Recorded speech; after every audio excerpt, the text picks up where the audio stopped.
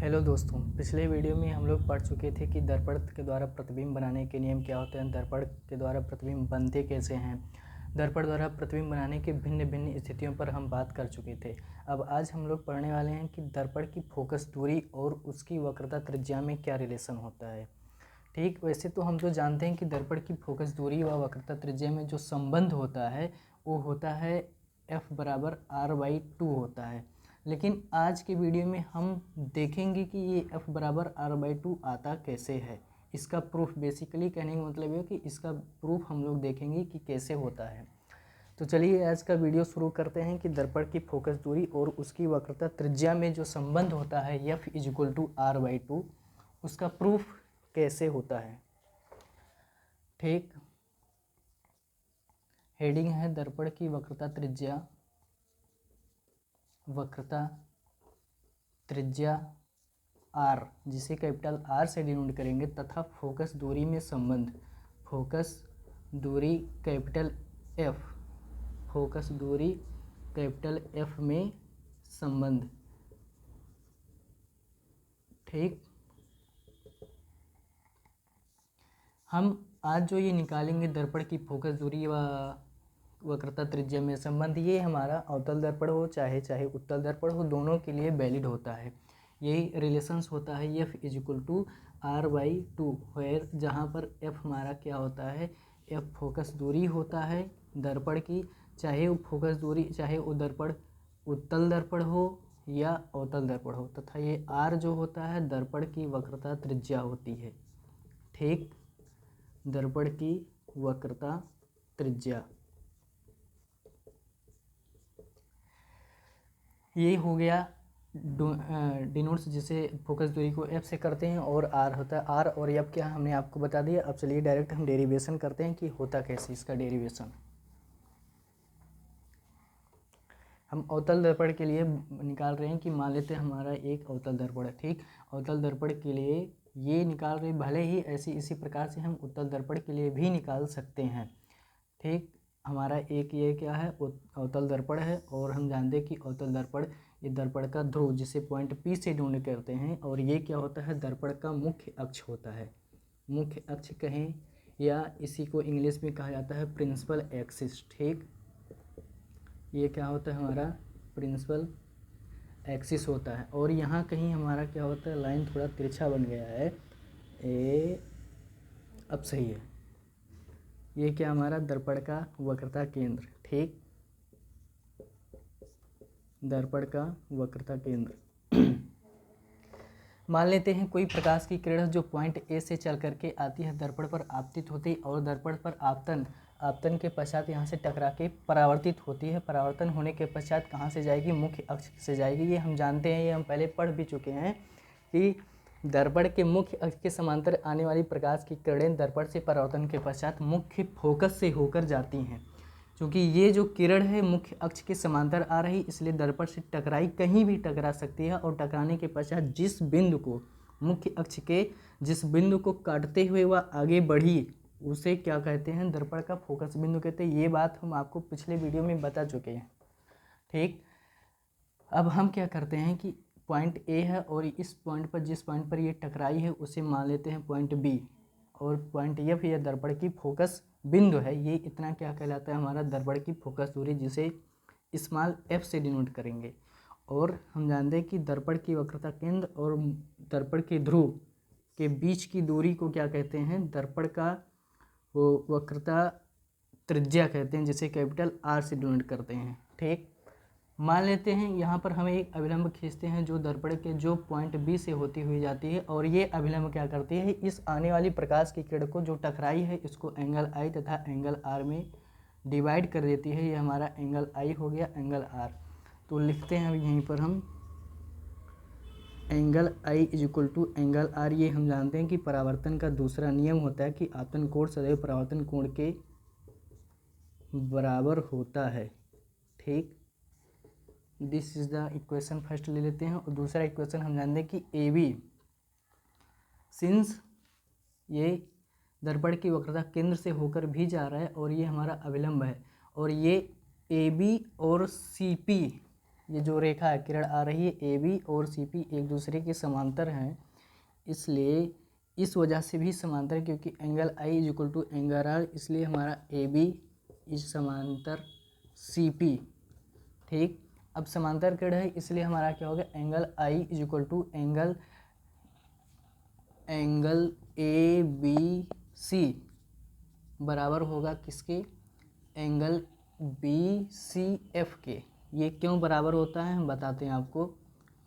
Angle A B C is equal to angle B C F, चूँकि अंतः एकांतर कोण ये हमारा जो बना रहा है कोण angle I is equal to angle A B C और एंगल बी सी एफ, ये अंतः एकांतर कोण से बराबर है, बाई अंतः एकांतर कोण। ठीक, हम यहाँ कहीं लिखते हैं, ये हो गया इतना। इसके बाद देखते हैं कि ट्रेंगल ले लेते हैं। अब हम क्या करते हैं, triangle B C F, triangle B C F में angle C, angle I is equal to, ऐसे लिखते हैं, angle A B C is equal to angle B C F. ठीक, इसलिए होगा, ये होगा कि एंगल इसके सामने ये एंगल आई हो गया। अब हम जानते हैं कि किसी ट्रायंगल में दो कोण एंगल आई और एंगल आर, ये एंगल आई और आर आपस में बराबर, और यहाँ भी इसलिए एंगल आई और एंगल आर यहाँ भी आपस में बराबर होगा। इसलिए हम जानते हैं एक बात कि किसी त्रिभुज भी होता है जो कोण होता है, जब दो कोण अगर बराबर हो तो उसके कोण की सम्मुख जो भुजा होती है एक दूसरे के बराबर होती है। जैसे मान लेते हैं कोई एंगल एक्स है और एक एंगल वाई है, इसके सामने की भुजा ये और एक्स के सामने की भुजा ये आपस में बराबर होती है। इसलिए हम लिख सकते हैं यहाँ से एंगल आई के सामने वाली भुजा बी एफ बराबर होगा एंगल आर के सामने वाली भुजा सी एफ से। ठीक, बाय द सम्मुख कोण भुजा नियम।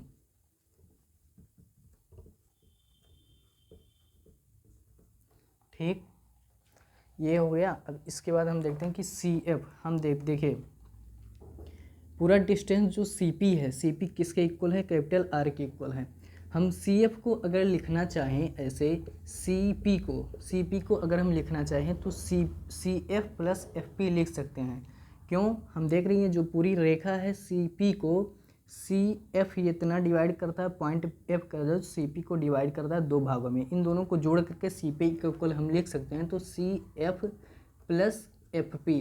ठीक, ये हो गया हमारा इक्वेशन 2। अब यहाँ से हम देखते हैं कि अपर्चर, ये देखो काफ़ी बड़ा अपर्चर, इसका जो द्वारक दर्पण का द्वारक है वो काफ़ी बड़ा। अगर हम छोटे द्वारक के लिए एक अत्यंत छोटा सा द्वारक ले तो उसके लिए क्या होगा, ये एंगल ये पूरा डिस्टेंस थोड़ा सा एकदम पी के काफ़ी करीब आ जाए, कहीं यहाँ आया, तो इस कंडीशन में क्या होगा, एफ बी क्या होगा डिस्टेंस, ये सी एफ के बराबर हो जाएगा। ठीक, और यहाँ हम देख रहे हैं कि सी एफ बराबर एफ पी के है। ठीक, तो अभी देखिएगा आ जाएगा रिलेशन हमारा आर और एफ में आसानी से रिलेशन जनरेट हो जाएगा, which is the F is equal to R by 2। देखिए सी एफ बराबर किसके हैं, एफ पी के हैं। ठीक, सी एफ बराबर एफ पी के हैं, और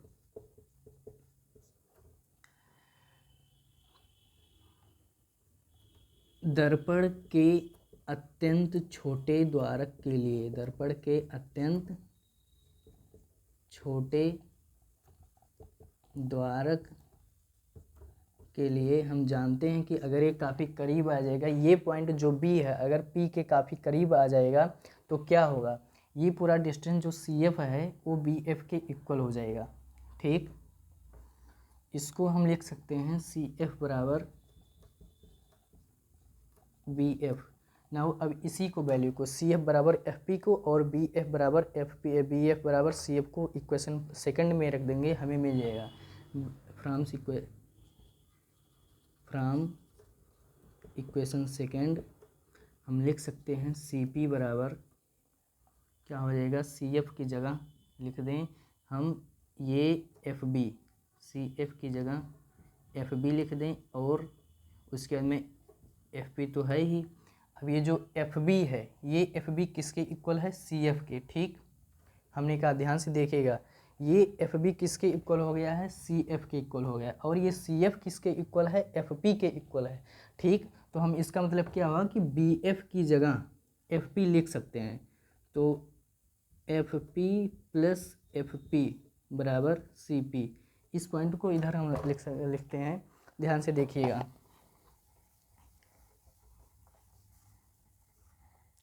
देखिए सी पी हमारा क्या था, C P is equal to था C F plus F P. ठीक, हमें यहाँ से मिला है सी एफ बराबर बी एफ। जब द्वारक को काफ़ी छोटा कर दिया तो हमने सी एफ किसके इक्वल हो गया, एफ बी के इक्वल हो गया।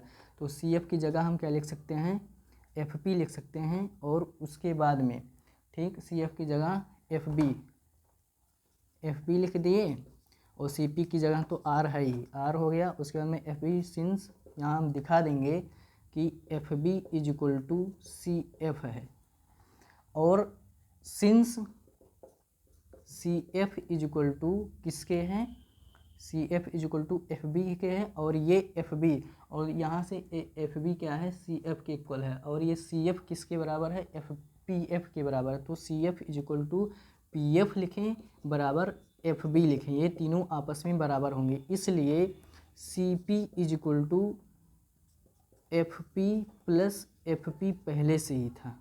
ठीक, सी पी की डिस्टेंस क्या है, 2FP, ये जब जुड़ जाएगा तो बनेगा 2FP, और सी पी की डिस्टेंस क्या है, सी पी की डिस्टेंस हम देख रहे हैं R है, यहाँ हो गया R हो गया, और FP की डिस्टेंस क्या है, दिस इज द फोकस दूरी ऑफ द दर्पण दूरी, एक दर्पण। ठीक, FP की 2F, यहाँ से हमें मिल जाएगा F बराबर R/2, जो हमने अभी स्टार्टिंग में बताया था कि दर्पण की फोकस दूरी और वक्रता त्रिज्या में जो संबंध होता है F बराबर R/2, देखिए यहाँ पर प्रूफ हो गया। ठीक, तो ठीक ऐसे ही आता है हमारा F बराबर R/2। ये हो गया रिलेशन बिटवीन द दर्पण की फोकस दूरी और वक्रता त्रिज्या में संबंध। ये रहा हमारा आज के लेक्चर, हम मिलेंगे अगले लेक्चर में। अगले लेक्चर में क्या करने वाले हैं कि दर्पण की फोकस दूरी तथा दर्पण के सामने जो कोई वस्तु रखा जाता है उसकी दूरी को यू कहा जाता है, और जब कोई बिंब का जो प्रतिबिंब दर्पण के सामने बनता है, दर्पण के पीछे भी बनता है, उस प्रतिबिंब की दूरी को व्यू कहा जाता है। तो अगले वीडियो में हम पढ़ेंगे दर्पण की फोकस दूरी, दर्पण के से द्वारा बने प्रतिबिंब की दूरी जिसे वी कहते हैं, और दर्पण के सामने रखी बिंब की दूरी जिसे यू कहते हैं, में संबंध। मतलब क्या हुआ, दर्पण के वी, यू तथा एफ में क्या संबंध होता है, अगले वीडियो में हम इसको डिराइव करेंगे। आज का वीडियो यहीं पर ख़त्म करते हैं, अगले वीडियो में मिलेंगे, तब तक के लिए जय हिंद।